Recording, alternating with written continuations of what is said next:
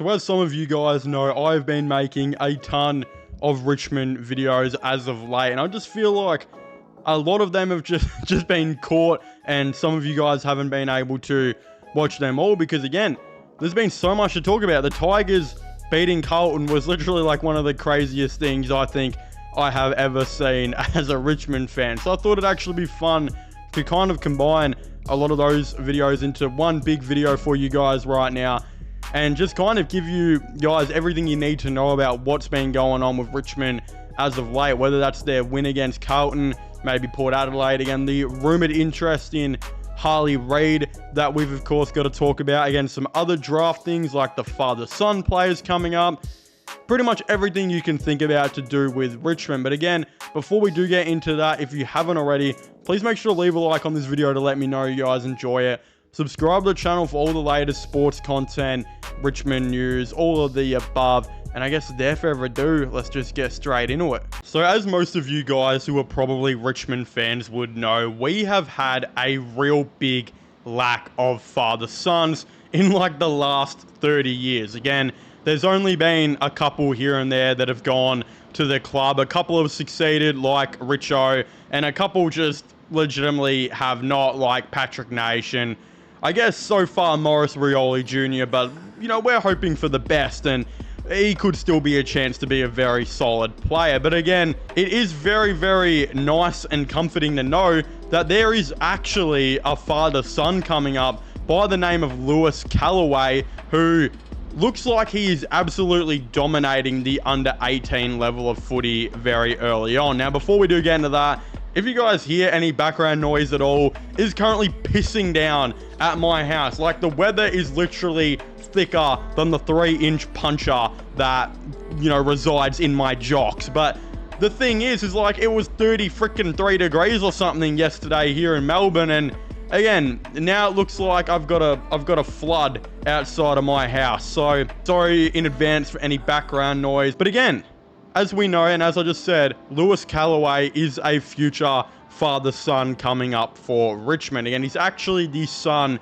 of Duncan Callaway, and of course his uncle, you know, also played in the AFL for Richmond in Andrew Callaway. So he's definitely got it in the blood to be a pretty good footy player. Again, about a week or two ago though, he was actually ranked probably in that, you know, picks 35 to 50 type zone. And of course, when you're in that kind of rank, there's definitely a big prospect to, as soon as the under 18 season starts, to again go and jump up, or unfortunately for some, of course, fall down a little bit. But from what we know of Lewis Callaway, he definitely looks like he's going to be one of those players who is going to be drastically jumping up with the Tigers, as he actually just had a nice 27 disposal game, 9 marks, 8 inside 50s, and 3 rebound 50s. Again, Lewis Callaway actually plays as a halfback, back pocket, with the potential by some to actually move up in the midfield. Again, from what we've seen with Lewis Callaway as well so far, is that typically when he does get the ball, he is actually a really prolific ball user and can use it quite well. Again, he did have 8 inside 50s, which he does like to move the ball around. He does like to push up the ground as well. Again, in saying that he's typically a good ball user, some people have mentioned though, when he has a bad disposal, he has a really, really bad disposal. And that's something he's definitely going to work on. But for an under 18s guy to get that much off the ball as a halfback is pretty insane. And some of his highlights really do speak true that this guy could actually be a pretty solid halfback in the league. And I think when due time comes to it, I think his position in the draft will actually move up from, again, that 35 to 50 to being a consensus top 30 pick player. Again, we do have to see and wait on how he is, of course, going to go. But as we know, he's moving up in the draft right now. And this is really awesome for Richmond for a lot of reasons. Again, I remember like 2 years ago, everyone would make the common joke that Richmond just have way too many halfbacks, and it was legitimately true. Like, we had an abundance of halfbacks, and we were continuing to, of course, go and keep drafting these halfbacks. But in the last, year or so, we've of course had Daniel Rioli and Liam Baker both leave in the trade period, as well as having players like Shugo Ralphsmith and Sam Banks. Our other halfbacks take, more roles, and different roles, I should say, around the ground, such as playing on the wing. Again, this has left Richmond with a situation where they went from having like the most halfbacks in the AFL by the next best to actually probably needing more halfbacks going into the 2025 trade period, because right now we've of course got Jaden Short, but as we know, he is getting a little bit older. Nathan Broad, who was definitely a back pocket, has kind of transitioned to being able to play like a halfback role as well, because not only can he play smaller, but he actually can get a lot of the ball, and I believe it was last season was averaging like 17 touches per game and was trying to move the ball and make up for, Baker when he moved up the ground. So Nathan Broad, if you're going to count him as well, he's only got a year or so left. I think he said he plans to retire in 2026.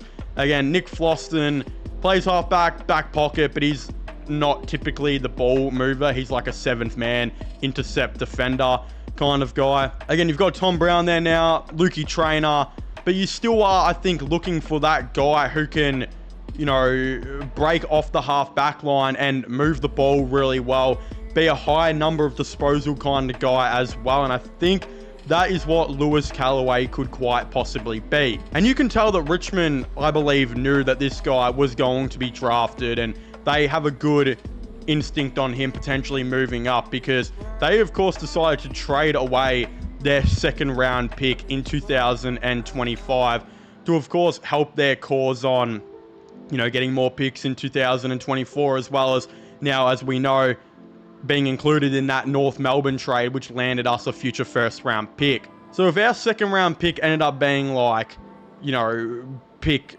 25, let's just say, and someone put a bid in on Lewis Callaway on 23, we would 100% lose that pick 25, and it wouldn't exactly be that good of a situation, to try and match those points. So the Tigers did move on their second round pick, I think, to, of course, make way for a guy like Callaway as well. Again, they knew they didn't need their second round pick because they've already got this guy who's a father-son who probably should be in that mark. So they went and got another first round pick from North.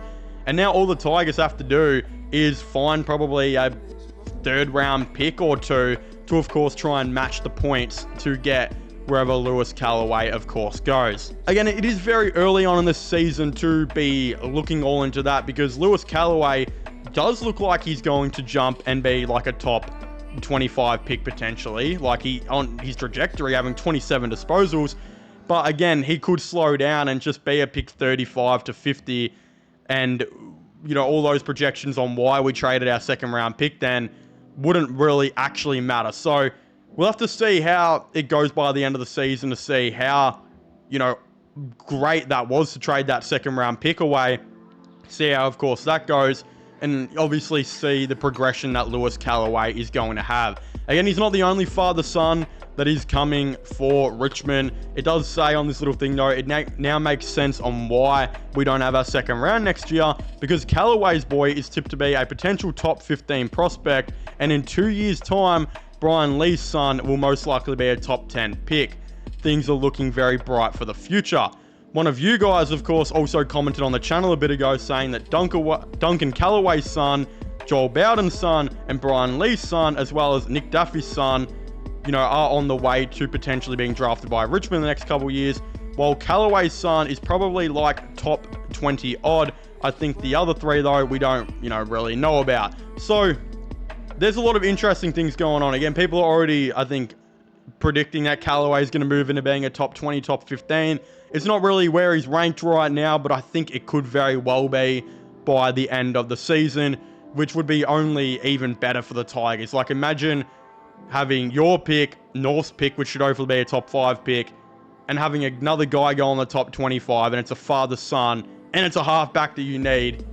Those things would be really falling into place right now for Richmond. So I'm very much on board with this, and I think it's going to be really cool, as well as to watch those other father-sons that I just mentioned and how they're, going to develop and whatnot over the next couple years as well, and we'll see if any of them get drafted.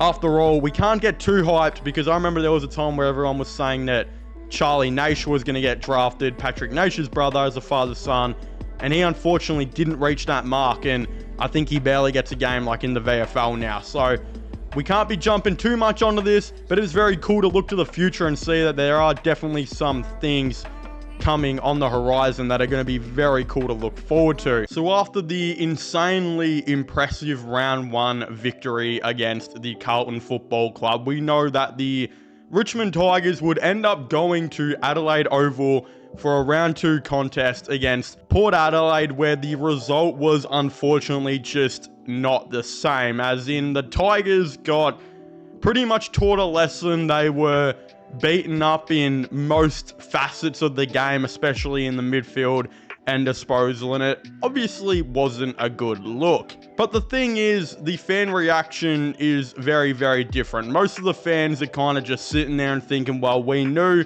this was going to happen with the very, very young list we of course had. And then there were some fans who were sitting there thinking, well, it just was not a good enough display from the, veteran type of players and senior guys in Jack Ross and Tim Taranto and a couple others, which is also a totally fair call. Again, the Tigers were tipped by many not to even win a game this year, so to kind of lose how we did against Port Adelaide is not really a shock. But in saying that, I still think there were actually an insane amount of positives and, of course, an insane amount of negatives that we are going to be, of course, talking about today. And the first and foremost positive was our forward line. I actually think impressed. I think that out of everything that failed for the Tigers on the day, the forward line really wasn't one of them at all. And again, don't get me wrong, other than Port Adelaide's, some of their halfbacks and Alir, their back line is pretty bad. It's definitely one of the, I think, less good backlines, I want to say, in the AFL, and it just hasn't performed to what they tried to build it into. And with players like Dan Houston and whatnot leaving the team, it has created a couple of holes there in Port Adelaide. And, Zirk Thatcher, that's been injured. Radaglia, of course, got moved up forward because he wasn't cutting it down back last season. A lot of different things, but the Tigers actually really impressed me down there, because the delivery throughout the day, it wasn't anywhere near as bad as what we saw from a lot of the times in last season, but it still wasn't that good and it still needs to be improved upon. But in saying that, the key forwards actually played really, really well. Specifically, I think they all had their different stretches, which you'd prefer them all being on at the same time, but Liam Fawcett was I think good in the first quarter, some parts of the second. Bauer was good in some parts of the second, some parts of the third. Armstrong legitimately wasn't seen the whole entire game until the third quarter came around, and he ended up becoming one of our better players for the day. There was definitely a lot going on there that worked out really well, and the small forwards like Campbell and Ryan Mansell, I think having 6 combined scoring shots actually was a really big positive thing. So the forward line gets a tick for the day. Again, some other things, the Clash Guernsey being changed. They got rid of the black sash on the back. Thank God, man. That looked absolutely terrible last year. That made me want to freaking rip my eyes out and shove them down the toilet. It just wasn't that good, and I'm glad they listened to the fans and changed it. But again, the other thing that I really, really liked was actually Adam Uze's coaching and the game style that he had. Again, in the preseason, you didn't see a game style at all. For the whole entire 2024 AFL season, there was no Adam Uze game style in sight. But in saying that, against Carlton, we obviously got to see what Uze's game style looks like, and it was a lot different to what everyone expected. Again, it was a contested midfield that would, of course, get it to the forward line, where we would have a bunch of small forward pressure players, very similar to the Damien Hardwick type era. But again, against Port Adelaide, even though we got completely smacked, there were actually a lot of positives about the ball movement and game style, in my opinion, where it actually looked really good. And I think in 3 to 5 years' time, it could turn out to be a game style that very much works in finals. The only issue is the fact that the Tigers were playing this game style and that most of the times they were trying to do it, they would just mess up a disposal or mess up a kick, which comes with inexperience and youth that the Tigers have. And as Uze said in his, press conference after the game, the Tigers looked really young in the first half, which was true. They looked very young, very inexperienced, and you can tell that that is going to happen throughout the season a lot. So that is not a big issue to me at all. And again, Uze doing a couple other different coaching changes, like, when Lukosius went down with an injury, Jacob Blight was no longer needed in the midfield. So he actually went in the ruck and played a pivotal role as well, going to the forward line and not only kicking a goal, but I think he had about 3 scoring shots. And even though his kicking looked kind of bad and he was pretty inaccurate, the reality is that he has never played forward or ruck at all from remembrance. Again, I think that was his first ever time playing the ruck, Uze said. So again, Blight is in a weird situation where if the team only has one predominant key forward, he's going to struggle a lot. And that was the issue against Carlton when he got, when he ended up getting subbed from that injury. He wasn't really needed anyway. And then against Port when Lukosius went down. So they're going to have to figure that out. And I think the avenue maybe being the backup ruckman and, of course, maybe even going down forward when we need, which is great versatility for a guy who's only 5 or 6 games into his career. So very nice positive by Uze and the Tigers there. But again, there are some negatives, right? There are some negatives that are very much wrong with this team that is only going to be fixed with due time. And I think the first one is, the midfield is really bad. I have said this previously, that our midfield only plays well against midfields that it stacks up on and that are slow. So this could obviously mean the Carlton midfield, which is arguably the slowest in the game. Our midfield actually plays really well against them because we can use our contested ball and not worry about their speed. Again, we're going to play the Saints this week. I'm going to assume it's going to be good against the Saints. I think we stack up well there. We'd probably stack up against West Coast and Gold Coast that are a little bit slower.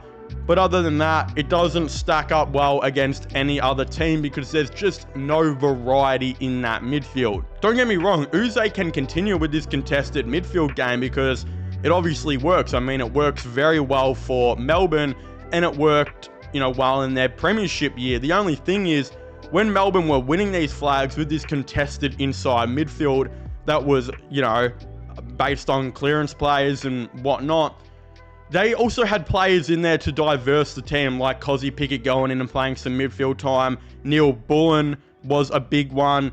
I think, Rivers plays in that midfield now as well. Brayshaw would go into that midfield a tiny bit as well. There was a lot of different variety in there that they would add with speed and, ball use, all of the above. But the Tigers right now have contested clearance player Tim Taranto, contested clearance player Jacob Hopper, contested clearance player Jack Ross, and Camden McIntosh, who is he's the outlier. He's the different guy. And McIntosh is a hard one because I saw 1 or 2 people calling for him to be dropped for the St Kilda game, which is crazy. Don't get me wrong, he didn't have a good game against Port Adelaide, but neither did a lot of guys. And the reason McIntosh didn't have a good game was because he didn't really have a role like he did against Carlton, where he was able to tag Cripps and play back up in the ruck. Again, for some reason, they didn't want to play him in the ruck this game. In the midfield, I don't even know if he was tagging, but the thing is, he's still quick, but he's not as quick as he used to be able to tag certain players like he, could have done back in the day, which he obviously didn't because he was a wing.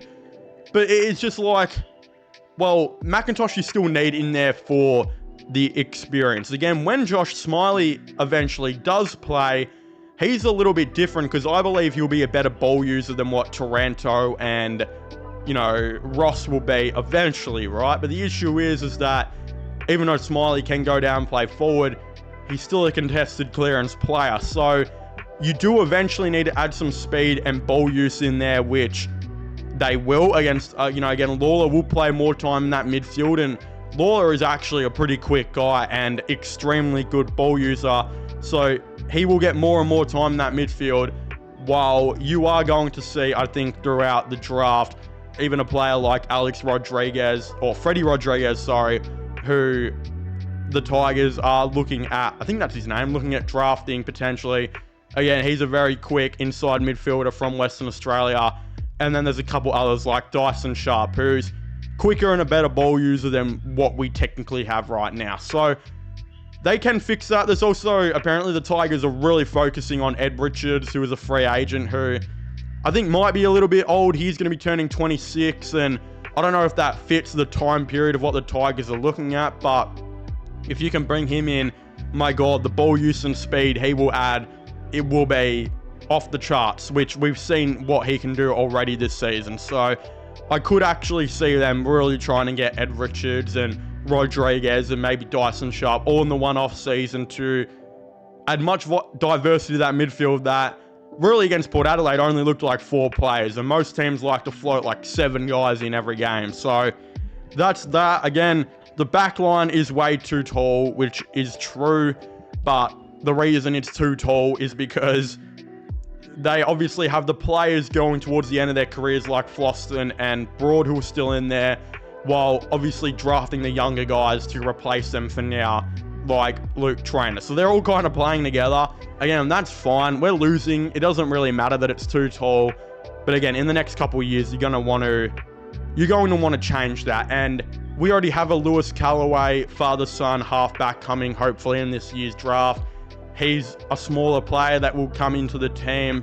Again, Nathan Broad did say on the radio station that he will look to retire at the end of 2026. So, again, you're a little bit shorter if you replace Broad with Callaway there, as well as, Floston eventually. He's only got 2 to 3 years probably left in him. I would say maybe even 3 to 4. He's a gun. So you don't really want to think about Floston. You don't want to think about replacing him at all. You'd want to play him forever and ever. Amen. But, yeah, like if you were in a year or two to replace Broad with a smaller guy, that would stabilize it out a bit more. And maybe finding a halfback to come off the bench again. They tried that with Caleb Smith. I don't know if I really rate Caleb Smith that much, but we'll have to definitely wait and see on how that, of course, all does unfold. Look, I'm not going to pretend to lie to you guys right now and act like I truly know what was going on with Harley Reid and the West Coast Eagles against the Gold Coast Suns. I mean, it was a terrible display. The Suns absolutely smacked them up really, really bad. And I mean, it wasn't a good look for a lot of different reasons. Not only were the Eagles getting pumped by over 100 points, but you had their best young player and hopeful future, maybe even Brownlow medalist, Harley Reid, who just didn't look like he was in the game at all. And it seemed like he was trying to start fights more than actually play football in the game. Again, this has led to a lot of rumors and conspiracies around, a lot of talk actually on radio, where there's been a couple mentions that a couple of the reasons why Harley Reid might be, again, a little bit distracted is that he actually might have already checked out and potentially has already made his mind up that he wants to be a Victorian AFL player. Now, look, this to me is pretty surprising, especially with the season that we had seen Harley Reid have last year. And it's also very surprising that a lot of experts and commentary is already saying this about Harley Reid after only one game. Again, the fact is this guy's a 19-year-old and there could be a lot of reasons why he just had a bad game and just had a bad day. I don't think it means he's necessarily freaking checked out of the West Coast Eagles and has made his mind up that he's going to Victoria. After all, I have been pretty confident in saying that I think Harley Reid will stay with the West Coast Eagles and, continue to play for them long term. But it doesn't mean that there hasn't been any talk by experts and commentary out there, to the point where reliable insider Cameron Hicks, who again is a Richmond Football Club insider, I'm sure you guys have seen me talk about him before, he has more often than not been right about things. For example, a month or two, I think it was, before the draft, he actually said that the Tigers were going to do everything in their power to get Sam Lawler and Jonty Fall from the greater Western Victoria Rebels. And as we know, the Tigers would go on to take Sam Lawler at pick 1, and I believe Jonty Fall was taken at pick 14. So he's a very, very credible insider that has gotten a ton of things right. And he actually wrote a little thing saying that Harley Reid will increasingly build momentum to leave West Coast by 2026. With expectation, there's a chance he could request out this offseason. Hawthorn, Richmond, and Essendon will lead the pack if Harley Reid requests a trade this offseason. West Coast will demand a major package if he were to depart this offseason. Richmond will be willing to wait until the end of his contract. Watch this space heavily. Now look, I don't necessarily know if Hawthorn are as likely as the other two teams, or at least I didn't think they were a couple weeks ago, but after a couple things that we have seen, and I'm not going to use him at Tom Barrass's wedding sitting next to Sam Mitchell as reference. I think that's pretty ridiculous and an overblown story. But if we're going to talk about, again, Hawthorn actually getting hold of Carlton's first round pick, and the fact is that, again, we don't know how Carlton are going to go with Charlie Curnow throughout the season, but what we saw without Charlie Curnow was a massive disaster. Again, if Carlton don't make the 8, what I'm trying to say is that pick could actually shape up to look a lot better than what we originally thought it was going to be. Again, that's a lot of ifs and buts. Carlton still might do something pretty good in 2024, but again, or 2025, sorry. It's very, very early to look on the Hawks. But if we look at the Bombers and the Tigers, I mean, well, yeah, the Tigers are literally not paying anyone. They have all the picks in the world, all the young players in the world. I think they would probably be the favourites right now for him. And of course, Essendon, as we know, they did just stockpile 2 first-round picks, and they, well, are legitimately doing something really good, I think, with some of the young players they've drafted. And I think eventually as well, they're going to build through this draft, because after all, I didn't think they looked that bad against Hawthorn. And I think there's a young foundation here that if you were to add a guy like Harley Reid, it could be insanely good. Again, I want to preface before I give any more thoughts and opinions off about the Richmond Tigers here, but I still do think personally that Harley Reid will re-sign. So if you're a West Coast Eagles fan, please don't come in the comments down below and threaten my whole entire family tree. I genuinely think he probably will re-sign, and just from the people that I know who have personally lived in Perth, I know that they absolutely love it. Again, Jai Cully, who I've spoken to numerous of times, he absolutely loved his time in Perth and loved his time with the West Coast Eagles. So I don't know about Harley Reid leaving the Eagles. I don't think it will happen. But I think Richmond will be a team where you've got to watch this space closely, because they are just quietly building one of the best young cores in the AFL. Again, what we saw from Sam Lawler, Luke Traynor, and Harry Armstrong in the first game against Carlton, 3 guys debuting, was disgustingly good. They were disgustingly, insanely good, especially Lawler and Traynor, who just honestly didn't really do anything wrong at all. And Lawler, I think, was ranked like the 3rd or 4th best player on the ground. Again, absolutely insane behavior from 3 draftees there. And that's not even to mention that Richmond drafted 5 other guys in that draft, 4 of which were basically first-round picks, as well as players like Josh Gibcus to come back from his ACL injuries, and an abundance of young players who all of a sudden look like they're switching on and coming good, with, of course, James Trezise, who had a fantastic game, Sam Banks, who was a former first-round pick from 2021, having an absolutely good game against Carlton. A bunch of those players, Richmond just look like their young core it's phenomenal. And the fact is the AFL, aka North Melbourne, let this team, who has built one of the best young cores in the game and probably will be the best young core very shortly, North Melbourne gave them their first round pick. And I know the season's very early, but North don't look like they're going to be finishing past 15th or 14th. Again, it's very, very early.